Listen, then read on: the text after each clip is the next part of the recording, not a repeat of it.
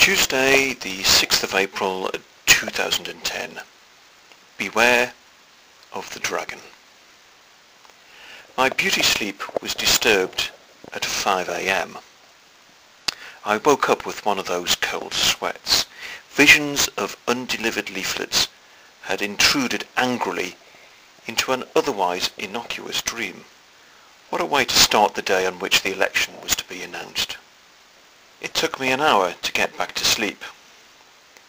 By then my mind had switched from undelivered leaflets to writing the news headlines for this week's podcast.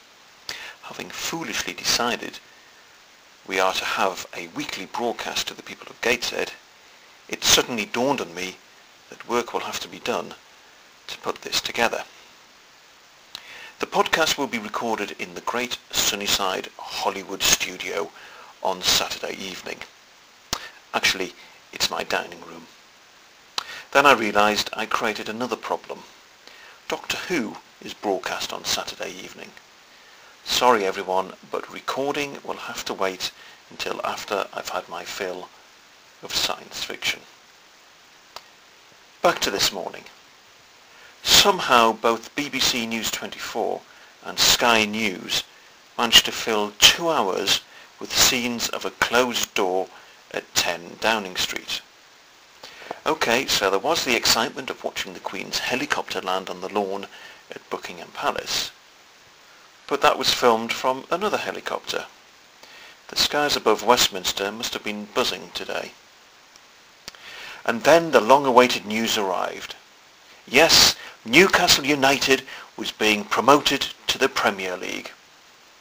Actually, that was yesterday's news, though our local newspapers today had about 10 times more space lent to that story than to the announcement of the general election. Now, if political parties were football teams, think of the publicity. Think of the cheering crowds. Think of the own goals. Think of the wives and girlfriends working as secretaries, possibly. Alas, back to politics. Gordon Brown announced the election while standing with his back to his cabinet colleagues. It's amazing how an onset of an election can discourage the display of knives and hatchets that would otherwise be sunk into the back of the Prime Minister. But there again, Mr. Brown is the arch survivor of palace coups and political assassinations.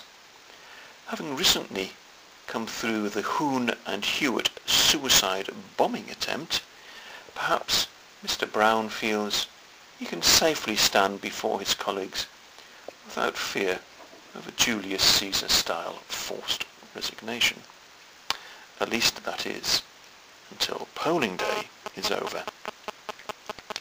So the election was announced and the political leaders raced to be the first to escape from the capital. Mr. Brown went to do his shopping at Morrison's in Kent. Mr. Cameron visited a hospital to show that the Conservatives are touchy-feely. And our very own Nick Clegg went north, went to Watford to answer questions from students. As for me, I headed upstairs to my office to send out some news releases and continue making changes to Parliamentary Campaigner, which has now hit the inboxes of Lib Dem parliamentary candidates throughout the country. Now, having spent an age writing focuses and printing them, the day of reckoning had arrived. Yes, I had to get out and deliver them. Beware of the dog is a common sign on doors and gates I see when I'm out delivering. I see it often enough, and more recently people have been putting up notices proclaiming, "Sod the dog, beware of the kids." Tonight I saw my first "Beware of the dragon" sign. Anyway, cock-up of the campaign number 1. I was asked to pick up a set of leaflets from the porch of Councillor Brenda Osborne's house. I arrived there tonight, and waiting for me was the pile of literature. It seemed awfully large, but it was 10 p.m. and it was rather dark. Perhaps in the light of day, it would look a bit smaller.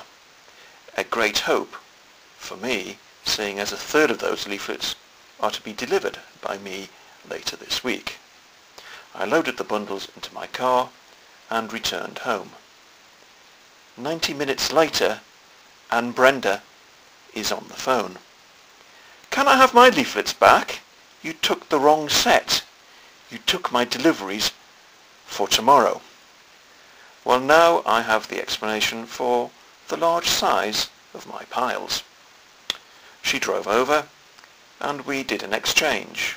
One large pile to her in exchange for a smaller pile for me.